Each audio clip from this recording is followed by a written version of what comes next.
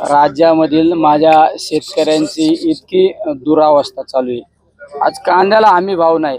कांद्याला कधी कधी सांगितलं जातं की आज कांद्याला बाजार भाव वाढून दिले, 4 दिवसांनी ते बाजार भाव ढासळले जातात।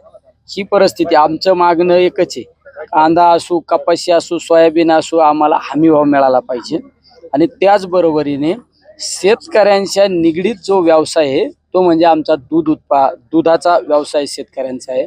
आणि आमच्या दूध उत्पादक शेतकऱ्यांना हमी भाव मिळाला पाहिजे। म्हणजे आमचं म्हणणं आहे, कमीत कमी आमच्या दुधाला 40 रुपये रेट मिळाला पाहिजे। आज आम्ही फक्त या ठिकाणी शांततेच्या मार्गाने आंदोलन करतोय, पण हे आंदोलन आम्ही राज्याच्या राजधानीच्या ठिकाणी सुद्धा लाखो लोकांना घेऊन, लाखो शेतकऱ्यांना घेऊन त्या ठिकाणी आंदोलन उभं केलं जाईल, हे सगळ्यात महत्त्वाचं आहे। अरे प्रशासनाचा तर मी धिक्कार करतो। जर आज आम्ही शेतकऱ्यांसाठी, दुधासाठी, कांद्यासाठी, कपाशीसाठी, सोयाबीनसाठी आम्ही आंदोलन करणार, शांततेच्या मार्गाने करणार, म्हणून रात्री कलेक्टरने जमावबंदीचा आदेश जारी केला। अरे हे कुठली घटना? अरे डॉक्टर बाबासाहेब आंबेडकरांनी जी घटना लिहिली, जे संविधान लिहिलं, त्यामध्ये आपल्याला आपल्या न्यायासाठी, आपल्या अधिकारासाठी भांडण्याचा अधिकार दिलेला आहे।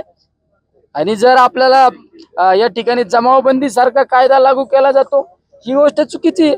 म्हणजे प्रशासनाने सुद्धा किती दबावापोटी प्रशासनाचं काम चालू आहे हे सुद्धा पाहायला मिळतं। आम्ही 4 तास झाले आम्ही या ठिकाणी, अनेक जिल्ह्यातले शेतकरी या ठिकाणी उपस्थित आहे, पण प्रशासनातला कुठला माणूस सुद्धा या ठिकाणी, अधिकारी सुद्धा या ठिकाणी भेट देण्यासाठी आला नाही।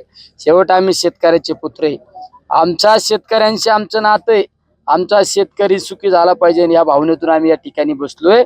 जर प्रशासनातलं कोणी आलं नाही, आम्ही वेळेप्रसंगी गेट तोडून सुद्धा आज जाण्याची आमची तयारी असेल, नाही तर आम्ही या ठिकाणी ठिय्या मांडू, आम्ही या ठिकाणी बसून राहू, ही सुद्धा आमची तयारी असणार आहे। एबीपी माझा, उघडा डोळे बघा नीट।